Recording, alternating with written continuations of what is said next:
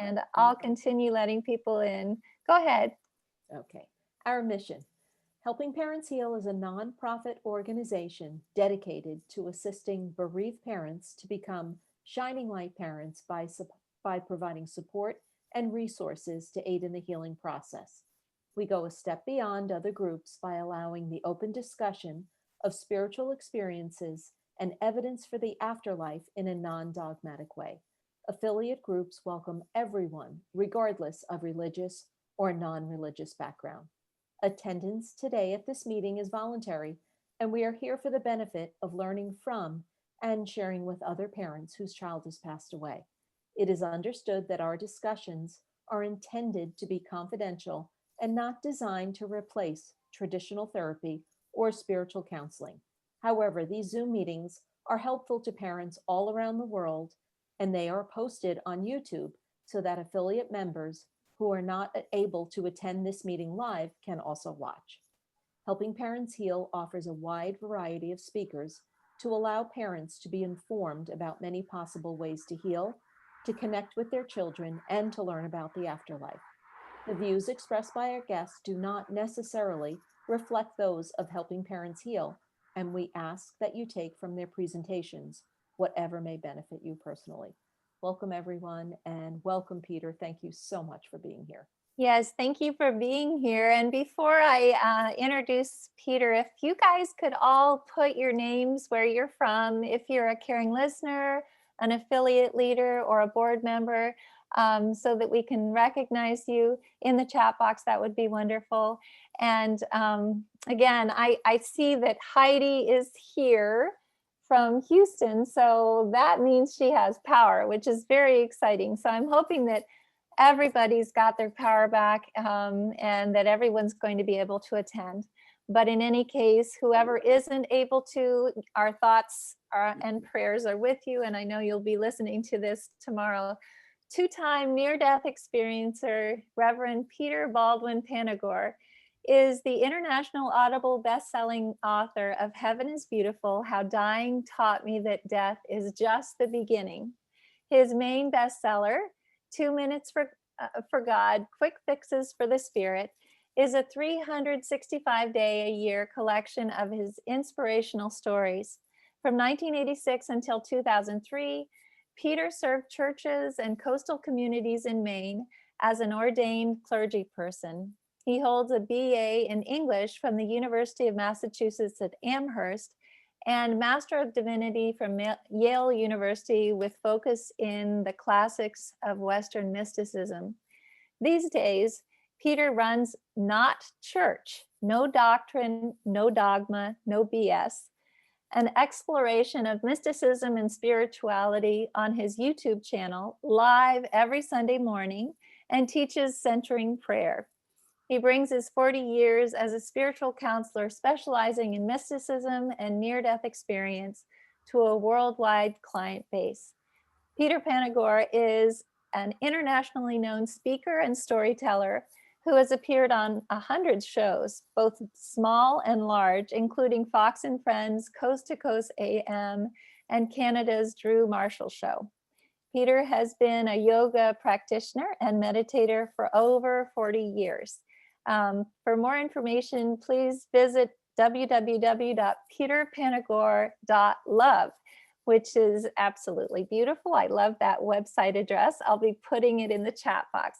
And without further ado, please join us in welcoming Peter Panagore. Thank you, Elizabeth. Can you all hear me? Thank you, Irene. Yes.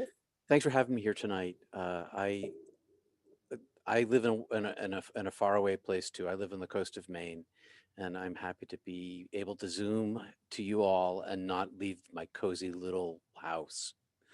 So this is a really fantastic opportunity to be able to utilize this technology to be together even when we're far apart.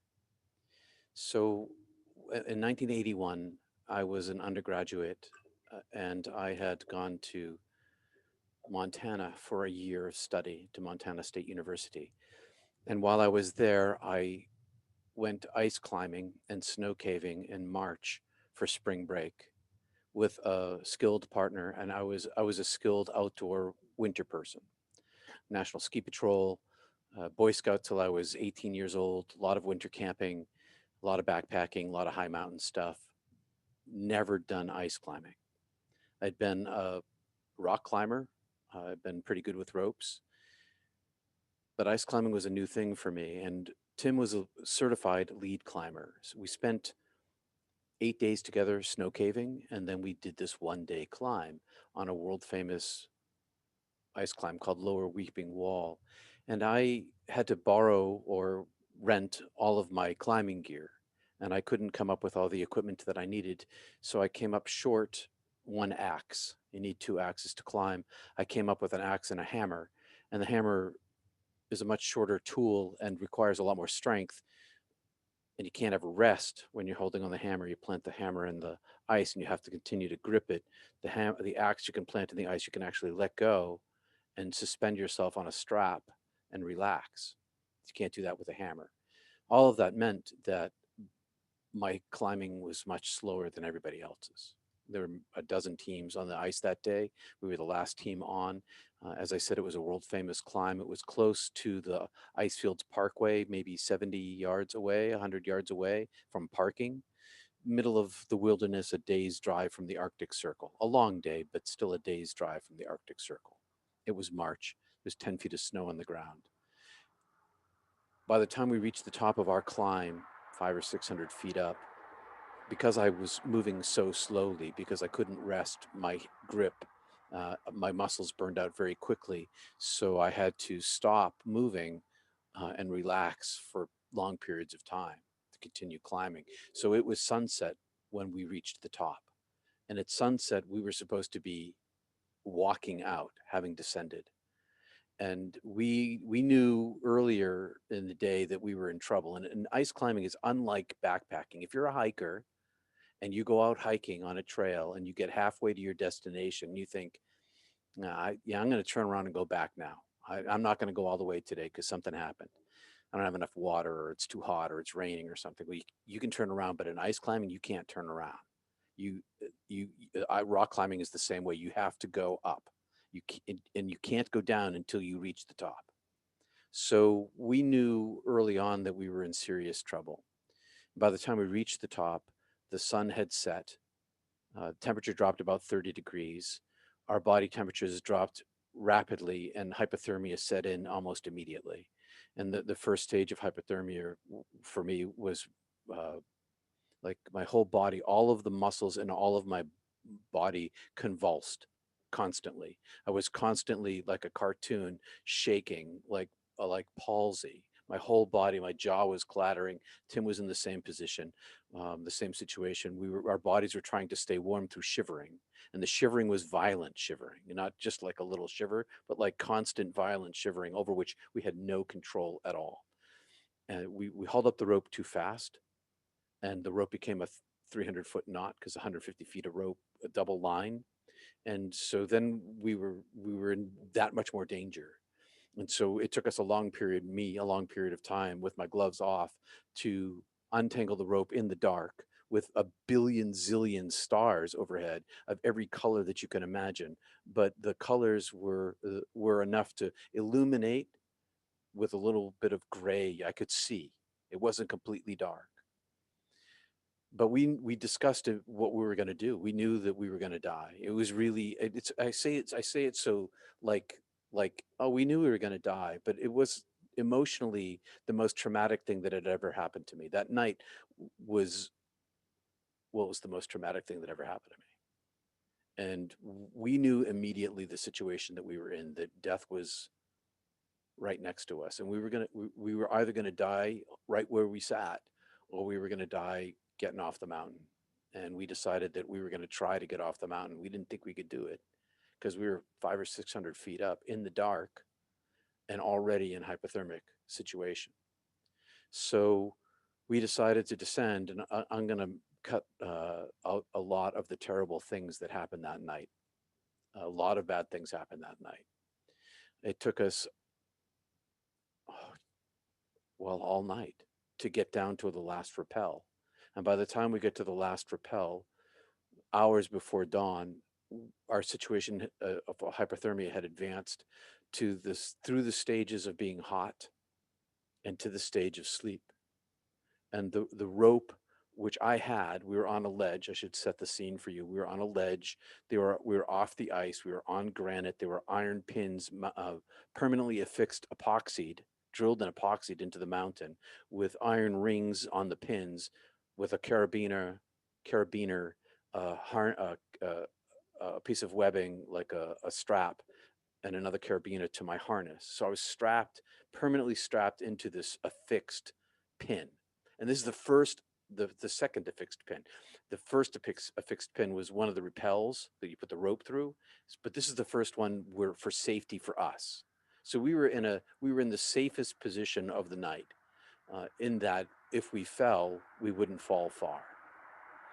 But the hypothermia had advanced because my feet had frozen. There were blocks of I had frostbite all over me. I still have all my digits, but I had frostbite. I have damage. I have permanent damage in all of my digits, and all of my toes, my heels, my face, my ears, my cheeks, my chin. Um, and the As we stood on the ledge at this point, I had taken the rope and tied one end to my harness and taken the other end and tossed it off to the side, out around a corner into a crag. And I was in the first pull that I gave on the rope jammed. And so here we are on our last rappel, in advanced hypothermic state. The rope is jammed. I only have one end of the rope, and we're 150 feet up, and we're utterly alone. And we're in the situation of, our brains were freezing and we were confused. We couldn't speak well because our lips wouldn't work, our jaws wouldn't work. And so my job was to try to pull the rope free and save us, but I couldn't get it free. And then I began to fall asleep, and I would fall asleep and collapse, and strike the rock and stand up and yank on the rope. And this happened a whole bunch of times. And then I stood up, and as I said, I'm cutting out a lot of the story in the interest of time, but it was terrifying. I was I was terrified. I was I was level-headed. Tim and I both. One of the reasons why I went with this guy who I did not know. We met through the outdoor club for this trip, and one of the reasons why I trusted him and I grew to trust him over the 8 days of snow caving is because he never lost his head. And I am a not lose my head in dangerous situations kind of person. And so we never panicked, but I was utterly terrified until I began to fall asleep. And this peace came over me, when I recognized that I was going to die, that I accepted my situation.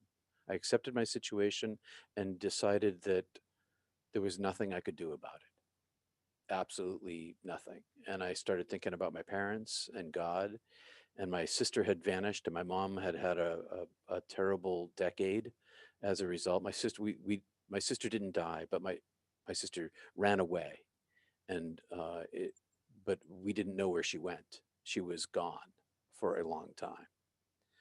And so it hurt my mom pretty deeply. And I remember thinking that here I am going to take another kid from my mom. But I was at peace because I couldn't stop it. And so I began to fall asleep. And this last time I fell asleep, I smacked to the rock and I stood back up again. And immediately my peripheral vision became black, like a wide arc of black all around my vision. And as I stood there standing, wondering what was going on, like a fade to black on a spotlight on a stage, it just faded to black. It just came rushing in, this circle of dark.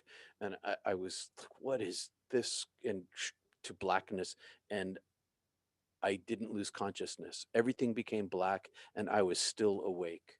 And I was confused because when I had been falling asleep before, I lost consciousness and I would wake up because I smacked the rock. But this time I lost vision and sense of myself. I did not the mountain vanished, and I was no longer in pain because freezing to death, freezing body freeze parts freezing, it really hurts. when everything starts to freeze, and all of my pain went away, and I was confused about what was going on. And this darkness that faded in front of me suddenly expanded in front of me it's difficult to express. And so I talk in metaphor. So the darkness, it's not like when you go into a room and you shut a door and all the lights are off and it's completely pitch black. You can't see. This is a darkness that was pitch black in which I could see. I could see the expanse of the darkness. I could see that it reached into an infinity and way far, far in the distance, like a pinprick of light. And like when I say far in the distance, I mean like the Hubble telescope peering back to the background, the origin of the background radiation, way far back, 13 billion years in the history of the universe. That far away was what I could see, but it was all darkness. And at that distance, this little pinprick of light appeared and and then rushed toward me at an impossible speed over such a vast distance. And it communicated to me telepathically, non-linguistically, just with information: I'm taking you. And I resisted with all of my might, with all of the mammalian drive that I had found inside myself as I strove to survive all night long. I dug a well inside myself of will. I willed myself to live. I found inside myself this desire to live, and so I forced myself to stay alive until I couldn't do it anymore. And then I took that same willpower and I put up a wall to protect myself. But it just took me. It reached through my little tiny wall and plucked me out. And immediately my confusion was gone. My resistance was gone. I was enveloped in comfort, like the way my first impression of it was intelligence, all powerful, all intelligence, all comfort. And I was enveloped inside of this thing. It pulled me out and enveloped me and wrapped me, and I was no longer concerned about where I was, and there was nothing I could do about it. I had no power whatsoever. No, I could not. I couldn't leave if I wanted to, and I didn't really want to because I was suddenly in comfort. And inside of this comfort, and it was as if this, and I call it my angel, but it's not like a winged creature with some kind of form. It had no form. It was formless power. Its thinking, was its love, was its presence, and it carried me up the tunnel. So this great darkness was an expanse, but it also paradoxically, because this whole thing is paradoxical, it collapsed at the same time into the space in which I was, and I was carried up, if there was an up. And the next thing I knew, and the thing about near death experience that is true is that it's the gift that keeps on giving. And the longer you live with it, the more you remember of it. And the more parts of it become clear. Because when you come back into your body, what I knew on the other side, 99.9% of it, I can't bring back.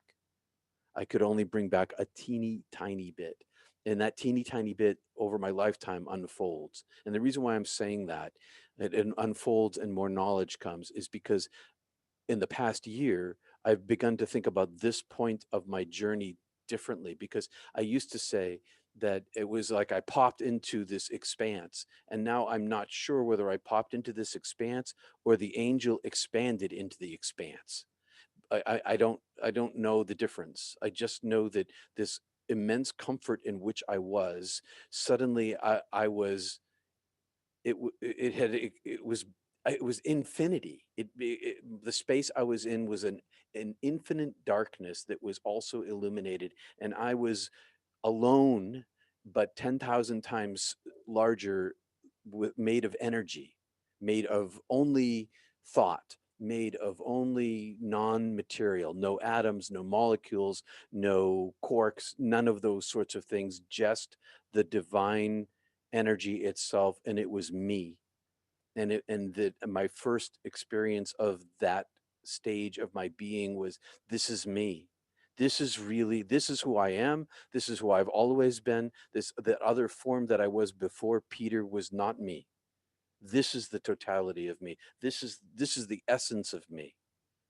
And I was much larger. And I was my thinking was my being. There was no separation between my body and my brain. I had no body and I had no brain, but my mind and my essence were the same thing. And I could see in every direction at once, and there was nothing to see except for beautiful infinity. And and I tell this in a sequence of events because I don't know how else to talk about it. But it's timelessness. It's not like time stops. It's like all time. So we used to think that time was a singular arrow, right? Like beginning and end. And now we know in science, because science tells us that time is bound with gravity, and gravity bends space time. And so all of the time of all of the universe and all the time of all universes, whether they run forward or backward or in any direction, and was all in a single space. So it wasn't just linear time, it was all time was present all at once, all at once.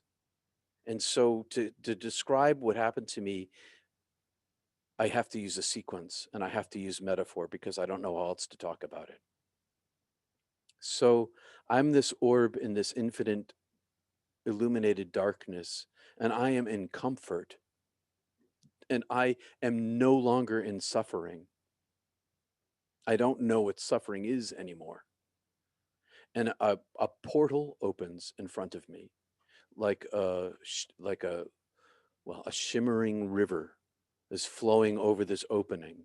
And I can this opening is translucent and transparent and solid at the same time. So I can see its solidity, I can see inside its solidity, and I can see through as if it wasn't even there. And it was this flowing light, river of pearly white, flowing, rippled, and it was attracting me. And so I reached with my being, my soul, and I touched it. And when I touched it, it flowed into me. And it flowed into me with all love and all life, all the power of the universe, all the presence, all the infinity, all of the wonderment, all of the knowledge of knowing me. All I was utterly and completely known, and there was nothing in me that was hidden. And I saw the origin of myself, the birth of my, not of Peter, because Peter was not me. I am this energy of light that was of the same, like a singular photon, in the origin of my birth, uh, one of one photon of a gazillion photons of light that make up the divine self. And I was the same as the divine self, but I was limited of the divine self. And I was infinitely smaller, infinitely so. But also, I was eternal. I was breathed into being. I was I was everlasting. I was my now beingness, my present life as this as myself was eons old, but also immediately new, born in the moment, but also having existed over long stretches of time. And in myself being known, I went through a hell of my own making. I went through a hell, and whether that's culturally based, whether God showed me this because I was raised Orthodox and Catholic, I don't have any idea. I was not in control of any of this. But I went through all of the suffering that I gave away in my life. The pain that I caused intentionally and the pain I unintentionally caused. And I experienced all of that pain in a sequence from the point of view of the individual to whom I gave it in the moment that they received it, but the amount of pain that I gave them, especially the pain I intended to give, was 10,000 times greater than what I thought I gave them. And I didn't give it to them. They suffered the pain and I felt it from their point of view, but I gave it to myself. I gave all of the suffering that I gave away, I gave to me. And it was my karma. It was I every time I gave it away, I gave it to myself. And I experienced from their point of view their suffering and what they were thinking when I gave them their pain. And juxtaposed to that, I experienced all of the justifications that I gave myself for causing them their pain. They deserved it. Oh, she deserved that. Or I'm going to do this to her to get her back, whatever it happened to be. And the third perspective was the voice of the divine speaking inside me. And the voice was next to me. I'm in this infinite, I can see, I can see that I can't see infinity, but I can see to the, like the edge of infinity. My vision is, it's, it's almost infinite, but I know that it's not infinite. I know that I can't comprehend infinity. I can see close to it, but I can't comprehend it. And even in the midst of this greater darkness, this voice, so this greater darkness, this heaven, all of this was God. There was no part of this that was not God. The infinity was God. The darkness was God. The voice that was right next to me that I could not see, but could hear inside of me. And it was as if the whole heaven was speaking, but it was this intimate voice inside of me that had no sound and no words, that kept saying, I love you, I made you, I know you, I have always known you, I made you. It showed me the origin of myself. It showed me the long tale of my existence. It showed me the other lives I had lived. It showed me the darkness of my false self.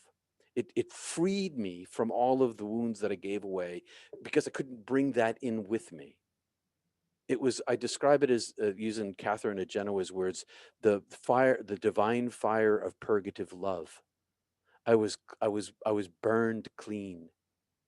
And in the voice kept saying to me, I love you, I know you, I've always known you, there's nothing about you that is unknown to me. And it wasn't just that it knew Peter, it's that it knew the origin of myself. It called my name. It, it, it, it, it kept saying not Peter, but the name that creates me as a soul. And it was speaking this as if I were the one beloved in all the universe, as if I was the most particular beloved soul that ever had existed, and spoke, I love you, I forgive you, I love you. And I could see then, I was shown, because all of this is being done to me, I could see all of humanity in their sinful nature. Their brokenness was exactly equal to my own, and that it was not my fault that I hurt people, because the entire universe, not just humanity, the whole universe, all the galaxies, all the planets and all the galaxies are all made less than the divine. And because they're less than the divine and they are not perfect, they live by consuming others, by hurting others. It's just the way it is. I could see that I was not at fault for making the world the way it was. I was uh, I was to blame. I blamed myself for the wounds that I caused, but I didn't make the structure that made me cause those wounds. And I was utterly forgiven. It was not my fault. I was utterly beloved. And I felt like there was no thing that I had done that was any worse or better than what anyone else had done. I describe it by, if you're standing on the moon and you're looking at the earth looks like a round, smooth sphere, like a glass ball. And but if you're on the earth, it doesn't look like that. It's got mountains that go up 14, 20,000 feet, and oceans that go miles deep. It's very this way. But from the point of view that I had when I was dead, only the pure divine being was perfection. and all the rest was limited nature, and the limited nature was not my fault, and I was loved anyway. And that all the love that had been given to me in my life, I got to, in the same way that I carried all the pain I gave away, I carried all the love that was given to me, and I carried all of the love that I gave away. And and as I was in the middle of this suffering, it was the voice of love that was calling me that allowed me to turn toward it. And although I judged myself guilty, I was utterly beloved and completely forgiven. And when I accepted that, and it wasn't like I was making a choice, okay? This is all self-evident to me. It's like, oh, the divine is all love? Yes, turn toward it. It wasn't like I was making a choice toward it. It was just evident that that's what it was. And when I turned toward it inside myself, I was infilled with love, beauty, joy, healing, wholeness, truth, understanding, knowledge, adoration, bliss, peace, love, beauty. So that those words, and they were all one thing. They were not fragments of each other.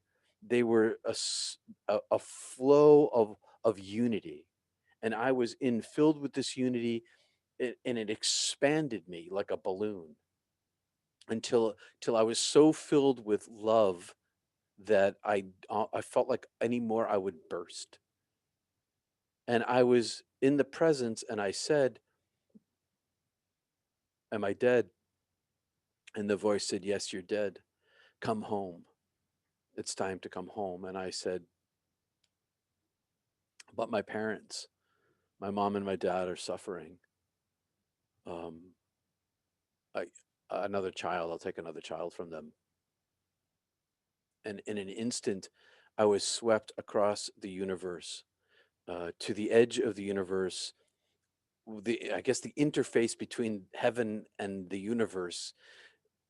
So I was still in heaven looking down at earth like a hologram, and I could see all 7 billion people live, like living, and they're all covered with the veil. And I could also see and feel and understand the voice was saying to me, "In the way that I love you now know that I've always loved you, and because of my love, all has been, is, and will be well with you. And my love for you that you now know and understand, which is a bazillion times greater than anything I've ever experienced here, is the same as my love for every single person down there. And they don't know the duration of their life is the snap of a finger. You know the length of your life is the snap of your finger. And so none of them can see this because they're inside the veil, which I could see that they were in the veil, or a veil covered all of them. And I could see my parents' faces individuated, and I could see the accumulation of their suffering. I could see for the loss of my sister, and I could see the future that they would have without me, and the greater loss that they would suffer. And I could see the future that they would have with me, and the lesser loss that they would suffer. And the voice said to me, "Their length of their life is the wink of your eye. And if you just stay here with me, they'll be here in a moment, and their suffering will have ended, and they will feel what you feel, that a wholeness and a healing, 100%, 1,000%, 1,000,000%." But I I couldn't stop seeing their faces and their suffering. And so I said, "I haven't gone all the way yet. I'm still here with you. Do I have to go with you? Do I have to go into this further heaven?" And the voice said, "I want you to come, but no, you don't have to." I said, "Well, can I come back here if I go back to my life?" And the voice said, "Yes, you can come back here." I said, "So I choose my life." And the voice said, "You won't live your life," and sent me back and gave me a split moment of choice of how I would enter my body again and what my life would be like. It was never going to be what it was. but I had some agency in choosing how it would unfold. But I had a million entry points to choose from and a half a moment to choose. And the next thing I knew, I was being reduced, crushed like I describe it as a compactor, like a truck compactor, smushing me down and sticking me back inside my body. And I was suddenly back in the world of pain. And that was my first understanding of the world was suffering. The suffering nature of the world was the first thing that I encountered because my body was full of pain. And after a period of time, I sort of swam to consciousness and didn't know what my body was, and I didn't understand what I was hearing. I was hearing sound. I didn't understand what sound was. And slowly my brain came back online, and I came to understand that language, and that Tim was yelling at me and pulling me up and making me stand and screaming at me that you were dead. I thought you were dead. If you died, I was going to die. And so I came back into my body a totally different person. I I left one way and I came back utterly different and pretty upset that I had come back, because heaven is the most beauty there ever was or will be. It's this unity of love where there is no suffering, where there is all the knowledge that you want in the instant that you want it, where bliss is existence and all suffering is forgotten. And within a day, we self rescued. Within a day, I regretted my choice. I was lost and in a world that was flat to me, two dimensional, dark, ugly, broken, full of suffering and pain. And I knew that most of me was still on the other side, but I couldn't access it. I was stuck inside here. I've been about a half an hour, Elizabeth, and I want to honor your talk. So I'm gonna stop right there and see what you want me to do. Well, Peter, first of all, that was amazing. And I just want you to know that we've had people writing about what you've been saying all along. If I could just read some of the things that have been saying, um, this is so intense and wonderful at the same time. Uh, Deb is saying, wow, just wow. Doris is saying life review. So what you were going through, I would assume that a lot of people call that life review Yeah. in the very beginning. Lori's saying, sounds like it's so unbelievable. Love this. Jacqueline is saying, I love the way he expresses himself. It is poetic and really resonates with me. Allison is saying, a very profound, comforting spiritual experience. Andrea is saying, beautiful beyond words. Judith is saying, his articulation is amazing and so believable and thus comforting. Lori's saying, thank you. Doris is saying, describe the veil, please. And maybe we could come back to that in a second. Lori's saying, you have a greater purpose. Allison is saying, it sounds as though a choice to remain can be possible for some people during their NDE. And I know that that's something maybe we could discuss as well. I And think that's then important to talk about. I think it is meant for that person to come back and spread this word of the afterlife. Um, and then, yes, Doris is saying again, while you were speaking, I wondered if you wanted to go back. And then Deb is saying, to know that Phoebe is in that place, the love place, I know I will be okay, which is beautiful as well. I'm sorry. I think that that's just a wonderful thing to hear. And I would love for you to maybe talk a little bit about the veil that you saw, because we talk about the veil thinning. That's something that we talk about all the time. And I'd like to know your opinion about whether or not the veil is thinning, because one of the main objectives of our group is being able to speak and connect with our kids in spirit. So possibly if you could address that first and just tell us a little bit about your thoughts on the veil. Sure, I think the world is the veil. And I think my body is the veil, and I think my senses are the veil, and my brain is the veil, and my eyes and my nose and my teeth and my tongue and all of this thing that I live inside. I live inside this. I don't I My experience of being here is I'm up here looking in this thing. It's very sort of rob like I'm an AI that lives in the cloud, and I have a hardware that's a robot, and my robot is biological, and I know that I'm in the cloud, but I'm stuck inside this robot. And so this entire thing, I'm going to mix up my metaphors. It's like being in the matrix here, because I am made of the same substance as the veil, and the veil is everything there is.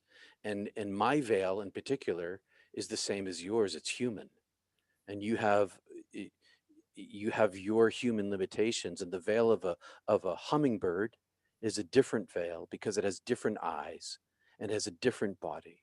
And so the veil isn't just something that's the veil is the very structure of the universe. And as we experience it as a consciousness inside it, inside my brain. And so the my my I'm the one that's in the way between me and God. I am I am in the way, and I'm in the way in my biology. And so how do I thin my veil? I aim my heart at the oneness of being. I seek nothing other than that. And that light itself thins the veil around me. And every single person that aims their heart at the light, and the light lives inside them, it doesn't change the physical structure. It just makes the light mm, sort of a radiant bubble around your life. It's the veil gets thinned on the interior and then lives out into the world on the exterior. And I do think that the veil is thinning, but I think it's thinning because medical technology is raising the dead. I think a large reason why the world is in the situation it's in now spiritually is because science is creating near-death experiencers by hundreds of millions of people, creating mystics. And these mystics, and I'm one of them, and any one of you who's ever had an experience of your child visiting you, that's a mystical experience also. And so there are visitations from the dead, probably are the most common mystical experience there is, because of love, because love has no, it's not bounded by space and time. And so there's all these people who have mystical experiences naturally, whether you're Shinto or, Zoroastrian. The dead come to visit because they love you, and they want to communicate with you that they're well, and to help you in your grief. And that's a thinning of the veil. But on a larger scale, for the first time in the history of the world, there's all of those people like who are natural, having natural mystical experiences like yours. And then there's all these people that science is creating by bringing back the dead. And I think that there's a thing that happens in a near death experience that's like, I consider that I took a cheater's route. I didn't earn that through a life of meditation. I've spent my life in meditation since, but I didn't earn what happened to me. I didn't practice, move off to a Tibet and be in a cave and meditate myself into my rainbow body. I just died. And that I because of that, I carried back with me a certain amount of the presence itself. And there's hundreds of millions of us who undeservedly carried back this extra dose, an extra dose of it. So there's like this magnification going on. And now, for the first time, not only in the history of the world, so this thing has only been going on for 50 years. Science has been raising the dead in these numbers. And now we're all talking to each other all over the world. Yesterday, I was talking to someone in Jerusalem. The day before, was someone in South Africa. There was someone in Australia. All over the world, we're all having these private meetings and conferences, and we're all discovering that what we're all saying, no matter where we're from, is love, love, love. And we don't know that everybody's saying that because we haven't done the surveys yet to find that out. But that's the anecdotal news that I'm hearing. And so I think the veil is thinning because there's more mystics in the world. And because there's more mystics in the world, and we're all talking about the dead being alive, which is a taboo subject, as you know. You mention this to in your synagogue, or you mention this to your minister. What kind of you might be able to do it in private, but not in public. You can't talk about it in the grocery line. Nobody wants to hear about that because it sounds crazy, and yet it's a shared experience. So, is the veil thinning? Is it any thinner now than it ever was before? I think it's the first time in the history of the world where we have an opportunity to collectively uh, bring forth the truth that the dead don't die, and that although we grieve and they're not with us in the physical, that they are well and better off than we are and love us still.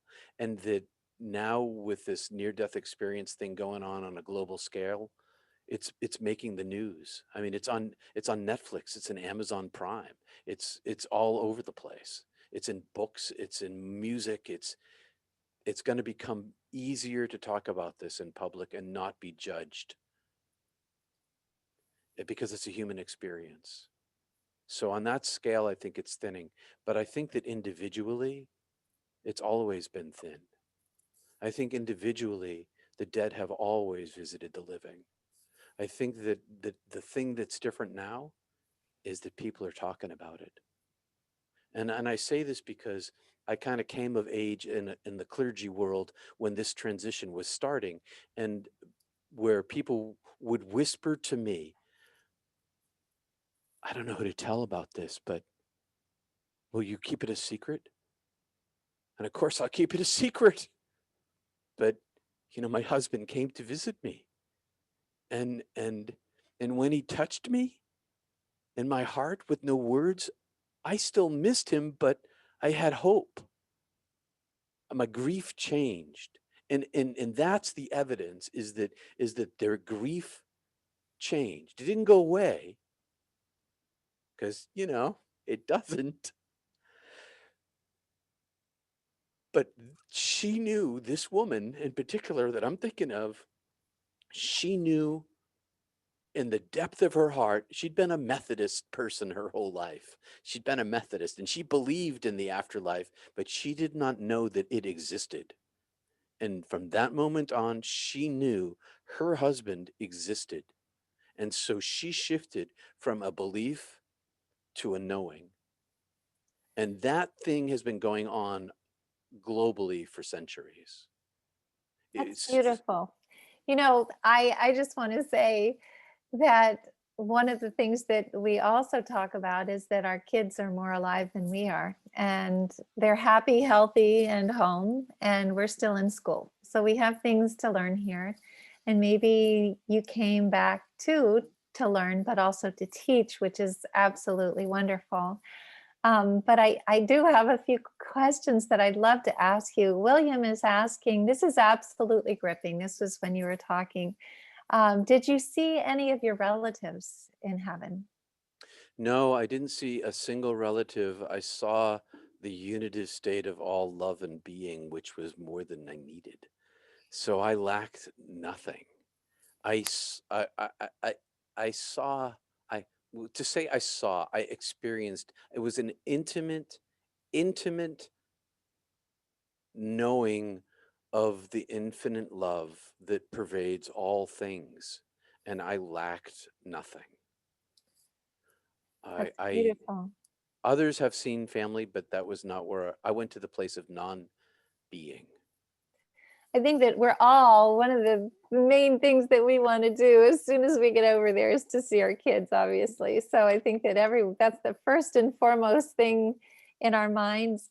And I was told by several psychics that Morgan was met by his sister, who we had pass when she was 2 days old. And she's the one who grabbed his hand in Tibet, brought him to me, and enabled him to hug me because she was over there waiting for him. So, but I think that the point of what happened to you was different than what was happening to Morgan.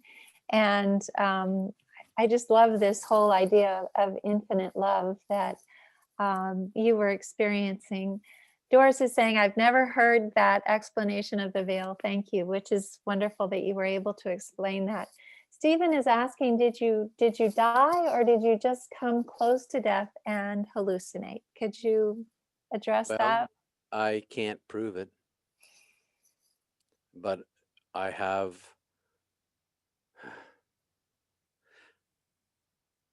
I kept it a secret for 20 years because I was unsure.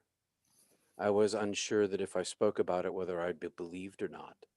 And what I didn't want to be was seen as insane. And so my life changed so radically as a result of it.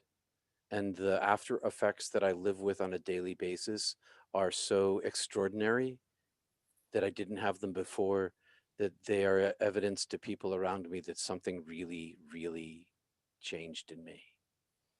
And so I'm hoping that science proves in the coming century that consciousness arises outside the body, and there's some already accumulation of evidence, scientific evidence, not pseudoscience, scientific evidence that indicates that consciousness survives the body for a period of time. In particular, a WARE study too by Dr. Sam Parnia, but also a lot of the work by Dr. Bruce Grayson. And so was it a hallucination?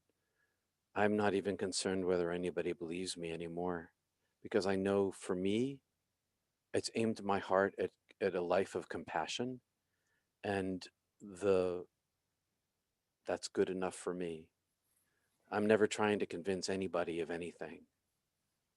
Well, were you So religious or spiritual before this happened, or did it I was a actually? sort of natural born mystic type.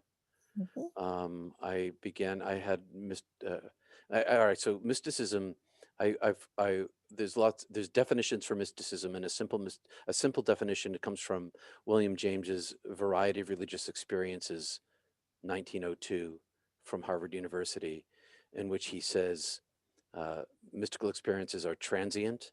They have a beginning and an end. They're passive. You don't make them happen. They're noetic. They give you a wisdom, knowledge in the inside of your soul that can't be formed into words. So when your deceased loved one, when your child comes to visit you, and you get this download of love, and you try to say to somebody, say, who's never had that kind of experience, my son came to me and showed me love. The words do not come close to the truth that is implanted in your heart, not at all. So it's ineffable. You can't say it. And those four characteristics. And the reason why I bring those up is because I started life that way. And yeah, I was raised Greek Orthodox and Roman Catholic, but all of my religion went away. When I died, I am not a person of faith. I do not believe. I am not a believer. Belief is not only do I not believe, I don't believe in culture. I don't believe in politics. I don't believe in my body. I don't believe in food. I don't believe in any of these things. These are all to me, especially things like culture and language, they're all made up. Human beings made them all up. They don't exist on the natural level. And so I don't believe in any of that stuff. It was all removed from me. And what it was like I had if I were a mother, I had a motherboard and I had a chip inside me, an Intel chip, and they pulled out the Intel chip and then they filled in the holes, and instead I got a quantum connection. And I belief is not at all part of my life and hasn't been. I am ordained United Church of Christ clergy, but I am unlike any clergy person I've ever met. My friend, actually, my friends call me the irreverend because I'm not interested in theology or dogma or doctrine. All I want is God, and that's it. That's beautiful, Peter. We have lots of other questions, but a lot of people are going to be switching over to another meeting that we have scheduled, which is HPH meditation, and everyone does it together. So what I would love to do is maybe have you back if you're willing to do so, but also, is it possible for people to get in touch with you to ask these questions of you? Is Oh there yeah, an email address that maybe you could give me that people can reach out to you and ask the questions themselves? Is that okay with you? sure. I'm at Peter B. Panagore, Panagore at iCloud.com. Okay, You great. can book a session too at peterpanagore.love.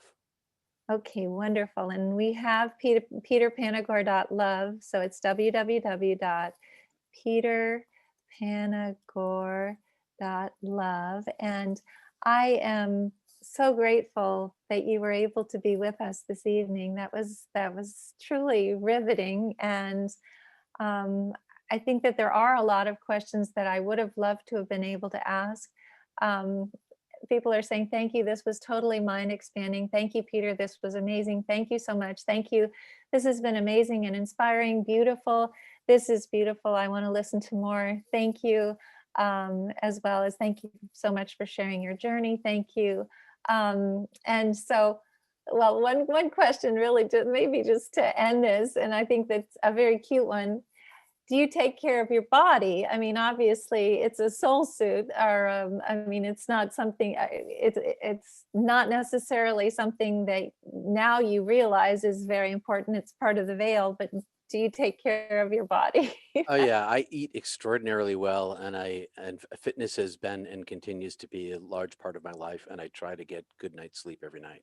So yeah, and one of the reasons why I take good care of my body is because I want to have as much fun with it as I possibly can while I'm alive, because I am still an adventurer type. I'm still out there having fun. That's wonderful. So Deb is saying, you've changed my life and my outlook on the loss of my daughter. Thank you. Amen. Jacqueline is saying, I loved all of this. Thank you so much. Allison is saying, thank you, Peter. So inspiring and incredible. So we're going to have this available, obviously, on our YouTube channel. And if you're willing to come back and speak to us again, we would love to Happy. have you. An hour is never enough. So thank you very much. Irene always unmutes everyone. I just want to say a little thought prayer for Carly, who's with us this Thank you. evening as well.